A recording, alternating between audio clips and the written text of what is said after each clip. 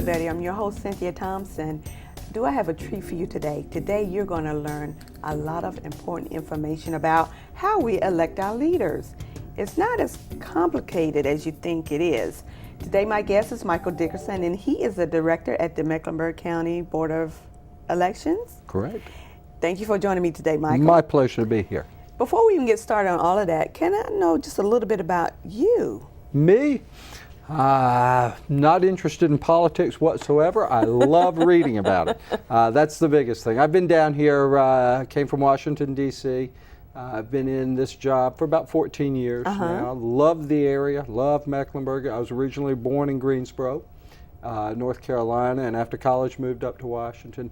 Love it down here, have a great time. It's a wonderful city and a wonderful county to live in. So in the Mecklenburg County Board of Elections, what exactly is your role? Well, I'm the director of elections, and what I do is manage the office. I am fortunate to have a great staff on board and a bunch of bright people that work, and we do everything from register your vote to set up the voting machines on election day, tally the votes, get all the workers, get all this sort of stuff. It's just a tremendous amount of stuff, but that's our job, so to speak. We do it by the administration of North Carolina general statutes on election law. So we do that, and then it seems to go off pretty well. So Mecklenburg County is made up of quite a few cities. What all cities or towns do you cover in Mecklenburg County? So, of course, Charlotte. We cover Charlotte, but then we do all the other municipalities, Huntersville, Cornelius, and Davidson, and then Matthews, Mint Hill, and Pineville. We handle their elections every 2 years for them also. Keep in mind, we have an election, at least one election every year. Most years it's two with the primary, and some years 3 with a special election. Wow, how do you keep up with all of that? That sounds like a lot. Well, it's fortunately for us, it rotates. So this year is obviously the presidential year. A great idea to have a show like this to present to everybody, let them know this is an election year, a presidential election year. It's a very big one. You want to do a lot of things now to get yourself ready so you can go out and vote and participate in democracy come October and November when we start voting. So this is very good. This year it's easy because everybody knows we have an election. Next year, not everybody will know we have a municipal election or a school board election. School board's up every 2 years too. So, you know, you mentioned one thing about people getting ready to vote for elections. What are some things that people need in order to qualify to vote? Well, first off, you've got to be 18 years old, a resident, a U.S. citizen. Those are the main qualifications. You can't be a felon. If you're a convicted felon and you make sure you had your rights of citizenship restored. Because once you're a felon, you lose certain rights, and this is what you want to make sure you do. But those are the main things that you have there, and that you're certain that you've got that, and you've got to do it in a deadline. The deadline's coming up in October. I think it's 25 days before the election, which I think this year is October 12th. So we've got to make certain that you're registered to vote before October 12th, and have all that done beforehand. Now, if you're like yourself and myself, who have been in this city for a while, and we've been doing some politics, or we understand the politics and elections and everything, we're already registered. We're probably already registered once. We don't have to do it again. Oh, okay. So I don't need to register for every election. Okay. But what you do want to do is make sure you're registered at the same address that you live at. A lot of us registered. When I first got here, I registered at an apartment I was living in, and that worked out great until the election came, and I said, oh, I got to realize that's not my address anymore. I've now moved to a home. So you want to make sure you're registered at your current address. And you can do that easily. Check your registration, go online and check your registration to see where we have you registered at, and if it's wrong, well, we can change it now. So you bring up a good point. Where can a person fill out the form to register to vote? Do you just do it online? Do you do it by mail? Again, we have all those things. Yeah, you can go to our office, libraries, all of them have the actual voter registration form. You can fill it out there and mail it in to us. We have the form online also on our website, where you can fill it out, print it out, and sign it, and send it in or drop it by our office over at 741 Kenilworth. So when you register, you're getting ready to vote. Do you need a picture ID too? Not in North Carolina. North Carolina does not require a picture ID for most people. Keep in mind, as we're registering you, one of the questions on your registration is, do you have a Social Security number or do you have a North Carolina driver's license number? And those two questions, you answer those, and we verify who you are by verifying your registration that way with a Social Security number or a voter registration number, and it's worked for us in the past. You know, Michael, let's take a quick break. When we come back, we're going to talk some more about this voting process, okay? Sounds good. All right.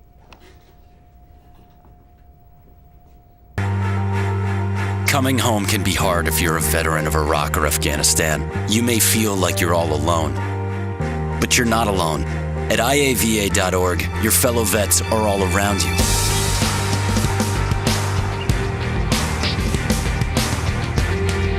Join our free online community, get the resources you need, and connect to other vets who know where you're coming from. iava.org. We've got your back. I'm home, and I love it. I'm home, where I belong. It's always nice to come home, but many Americans are at risk of foreclosure and losing their homes. Making home affordable from the U.S. government has already helped over 1 million struggling homeowners like these. The sooner you act, the better chance we can help you. I'm home, where I belong. Hi, and welcome back to Betty. I'm your host, Cynthia Thompson. I'm here with Michael Dickerson, the director at the Board of Elections here in Mecklenburg County, and we're talking about the voting process and all the things you need to do, and it's a lot to it, and you guys do a lot too to make sure that all this happens. But I have some more questions for you. Sure. I know that you can go into your voting precinct to vote with the machine. You can vote early. Right. And there's an absentee ballot. What exactly is that, and how does that even work? Well, absentee is great. Yeah, I'm going to be traveling, and I'm not going to be in Charlotte for the month of October. I won't have time to vote. Or I'm stationed overseas in the military. Or I'm sick and disabled, and I can't get out. Or I don't need an excuse. I just am afraid of a long line at the voting booth, so I want you to mail me an absentee ballot. You can send us a personal note that says, send me an absentee ballot, give me your name and address and phone number in case we have any problems. We'll mail you a ballot. You vote it in the privacy of your own home or wherever you are. Vote it, fill it out, and sign it, and send it back in to us, and we will then accept that and then go ahead and count that ballot for you. So that you can vote without even having to leave home. So tell me, here in Charlotte, and I don't know about anywhere else, I know we have the early voting dates. Great job. Exactly. We love early voting here. It seems to have really went over well. 4 years ago in the presidential election, we had over 220,000 people vote early. Whoa. Either by mail or by going in at our early voting site. On election day, we only had 180-some thousand vote up. So it was a great deal. People like having 2 weeks before the election where they can go vote at their convenience versus just picking that one day in first Tuesday after the first Monday in November.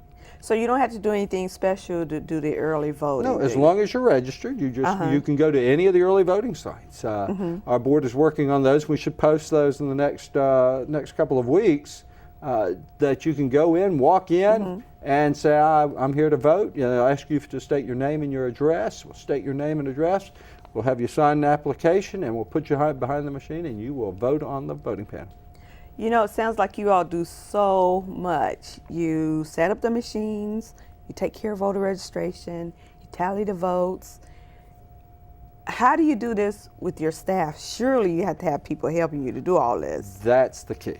That is the key. We are very fortunate in Mecklenburg County. We have just a great number of wonderful precinct officials.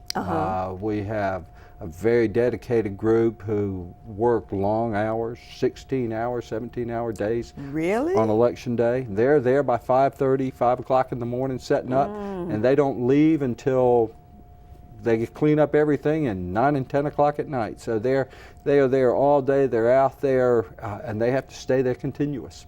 They have to be continuous. All three of them must stay together. So those three people are there all day during that during election day. Fantastic job. They do a wonderful job for the county, and we're very proud of all of our workers. They have a lot of assistants and staffs. Those are chief judges and judges, assistants and staffs that they also have. Another group that are there, and they're all there all day with them, and they try to be as pleasant as you are the first voter as you are the last voter. It can get tough, but keep that in mind. They're working long hours and long days. So as you go in, realize that you've got some people there. We try to automate as much as we can. So we have some equipment there that makes it easier for the voter or easier the workers to administer to the voters. And of course, we've got the great voting machines. We're really happy with our voting equipment. It works out well. So it sounds like you have a lot of volunteers helping you. Exactly. They get a stipend for working that day. Oh, they do? Right, depending on what they do.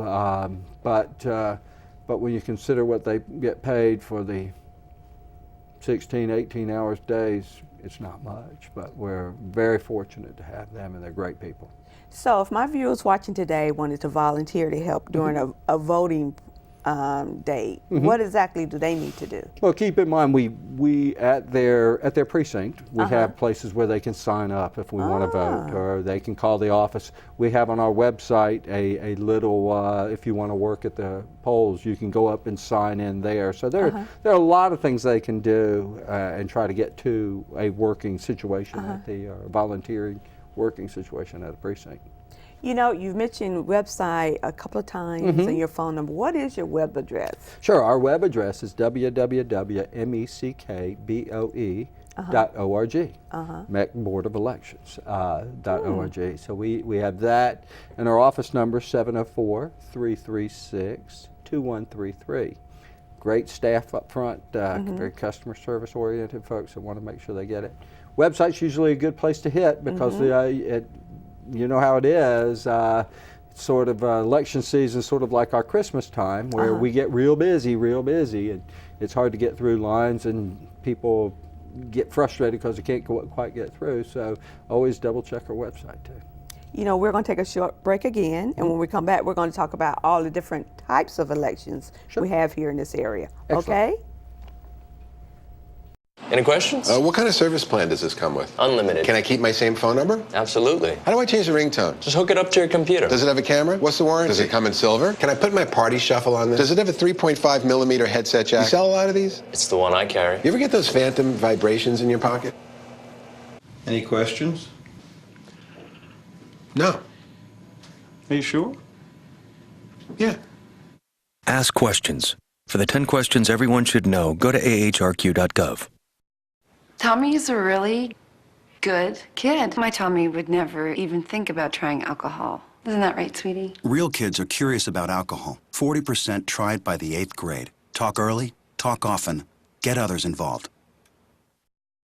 Hi, and welcome back to Better. I'm your host, Cynthia Thompson. I'm here with Michael Dickerson, the guru of voting here in Mecklenburg County. He knows it all, and you are really teaching us a lot today. Good. Thank you so much for coming with us. But before we went on break, I mentioned we're going to talk about all the different things we can vote for. Correct. Now, I've been in the voting booth before and thinking, oh my God, I wish they had the pictures of the person beside them so I can remember who I wanted to pick. But who all can we vote for, and what all can we vote for during elections? Now, I know I'm going to miss some office on the ballot this year, but keep in mind this is the big election here. This is where we have everything. We go from president and vice president. You vote for that. Governor, Secretary of State, Attorney Generals, all the way through the Councils of State's office. We have our State House and State Senate representatives. Our U.S. Congress is on the ballot too. So our congressional seats, we have 8, 9, and 12 in Mecklenburg County. We have County Commission and County Commission districts, Register of Deeds is on the ballot. We have judges, both statewide and district and superior court judges on the ballot. So you have those. We go all the way down to Soil and Water Conservation District Supervisor. Wow. Which not many people understand or know. Even a couple of, I think the town of Huntersville, I think has a few bond issues on there too. So there's a lot on the ballot. We will produce a sample ballot, and it might be a good idea to study that sample. Somebody was reading through the proposed, what the ballot was going to look like, and somebody mentioned there were probably 34 or 36 different items that you would be able to vote on for this November's election. So you'll want to know what you're voting for before you go in, so that you're not flustered or you're not misunderstanding what it is. North Carolina is interesting too. In North Carolina, you can vote for straight party. You can just hit the straight party ticket, but it doesn't capture the presidential race. So if you want to vote, you go in and you vote for the presidential race first, and then you go and select your straight party if you want to vote straight party in North Carolina. But it does not give you the presidential race on the straight party. It will tell you that throughout the course of the ballot. Oh, good. It will tell you at the end, you haven't voted for this race yet. And it'll ask you the question, are you sure you want to vote now, and confirm it. So you do have chances to catch that. But that's something a little different for outsiders who are now living in North Carolina, may not realize that's a North Carolina law that does not allow us to put president under state party. You mentioned earlier when we first started talking about this that we vote for our school board and city county commissioners. When does that happen? Next year we will vote for the city council and mayor of Charlotte, the city council and mayors of the small towns, the Mint Hills, the Matthews, etc. School board next year in 2013, school board districts will be up. So those will be district. And you bring up a good point, talking about these districts. We also, this is a year that we're voting on the newly redistricted districts for Congress, for county commission, our General Assembly seats. All those are newly drawn districts as a result of the 2010 census. So we just implemented those this year in 2012. And so who you think you want to do your homework, who you think you might could vote for, you may not be able to anymore. Next year in 2013, we'll be voting on the new school board districts. So that will be something that'll be on the ballot for next year too. So that's next year, and we'll get into that. We'll get through this first election first, but we will. But you do bring up an interesting point. We will start the process for that come next July, where you sign up to run for office next July. And if you want to run for the city council or a mayor or one of the smaller towns or school board, that's when you would sign up. So if I wanted to be on the city council for my district, what do I need to do? Well, first off, you need to be a registered voter. And you will need to be, if you're going to run in a party primary, you need to be as a registered Democrat, Republican, or Libertarian. I think those are the three parties we now recognize. So you need to do that. You need to be registered within 90 days before you file. So you want to make sure you got you have your voter registration all intact now. Then what you would do is come in it's usually I think it's usually like the first Tuesday or first Friday in July. You would come in to our office and pay a filing fee, fill out the forms, sign the forms, and you would then be registered to run for the City of Charlotte district. Now, if you have a primary, your primary will be in September. But if there's not a primary opponent for you, your general election would then be in November for the following year. So nobody's running against me automatically win? You automatically win the primary. Oh. Then you have to run in the November general against your opposition party candidate. Oh, yeah, that is right. Exactly. So yes, that's pretty much the way it'll work. And that's the way it works for even the school board, the same process? School board districts would be the same process. I think districts are up next year, not the at-large races. So you would have those up, so those would be there. City council districts, and of course if you wanted to run for a mayor or any of the smaller towns are not in the, they're not divided into districts, they're just a city council. So if you were a resident in Pineville and decided I want to run for Pineville City Council, you would just walk in our office and sign up and be set to go.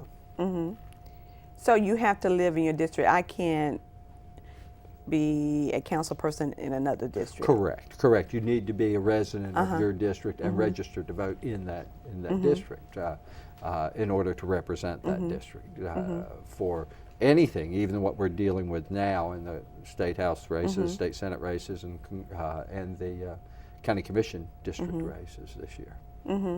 So you just need, and that's it, it's no educational requirements to run for office? Nope. No requirement whatsoever, except for registered voter, pay me the fee, and resident in your district. Now, that's just to register to run. It's a lot harder than it sounds. Okay. Obviously, I'm thinking that's it. Obviously, you look at the folks that are running for office. It is a tremendous amount of work. You look at the time they dedicate to running for office, the amount of energy that they put into this program. It's very admirable. They put a lot of things on hold. They really do a whole lot of work, and I'm always impressed with a good quality of candidates that we get here in Mecklenburg County, and that's good. It shows a lot that the city and this county has to offer. So you've got some very bright people that run for office here. And they're very good at what they do. They're all very good. So that's encouraging. I make it sound easy to register and run. It does take a lot more. Register and run is okay. Register, run, and win, that's the hard part. That's the hard part. That's truly the difficult part right now. So if anybody has any questions about anything, about registering to vote or wanting to run for an office, they just call your office? Certainly. Go to the They website? can call, check our website.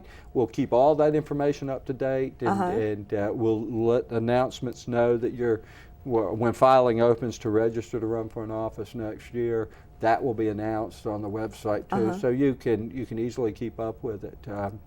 And that generally starts the interest right around the May, June. That's when everybody starts getting antsy for the city council races that come up next year. So again, your website is? It's meckboe.org. And your phone number? It's 704-336-2133. One last question before we go. Sure. You know, everybody is on social media. Everybody's on Facebook, Instagram, MySpace. Do you think that we will ever get to the point where we will be voting online and not going to the polls? You may get to the online. You look at a lot of places. I think places in Europe now you can vote by cell phone. You can do your phone vote that way in some trial runs. The way computers have gone in the last few years, I see that as a possibility. You will eventually get to there. Is it going to come in my tenure as director? I can't say. Next 10 years, 20 years, whatever it is. I can't say for certain, but keep in mind the technology advances and is great. My concern is I've got to make sure there are two things. One, that the person who is voting that ballot is indeed that person who says it is, and that the secrecy of that ballot is maintained intact, so that nobody can say, well, I know Cynthia voted for I can't have anybody know that. So that's our job. That's the way we look at it. It'll be interesting to see. It's what makes the job fun. Makes the technology that you can bring to it. We add a lot of technology to our precincts and to our. Of course, we have a state-of-the-art voting equipment that it works out great for us. Nice touch screen. If you've ever gone to a bank machine, you know how to use our equipment. If you have any problems with it, like we were saying, we have volunteers there that can actually assist you and help you get everything straight. But yeah, I think you may see something, but. If it's 10 years down the road, 20 years down the road, yeah, obviously we'll get there. The possibility of doing both, you think? Yeah, as an instrument, we talked about the absentee by mail ballots for those, for instance, our troops that are overseas. They can now get something and email me back. Well, is there an application that they could go online and vote that ballot instead of having to send me an email back? And that would be something great to see, to make it more convenient for our troops. You know what? I have learned so much, and I know my viewers have too. You really taught me a lot. And I have some friends that tease me all the time and tell me that I need to run for office. There you go. I don't know about that. But anyway, now I know what to do if I decide to do it. And I know what to do when I get ready to vote too. Very well. And I want to thank you so much for coming on my show. I did my job. Thank you. I learned a lot today. Good for you. And I want to thank each and every one of you for watching A Better You here on Public Access 21 every Wednesday night at 6 p.m. Thank you so much. Thank you.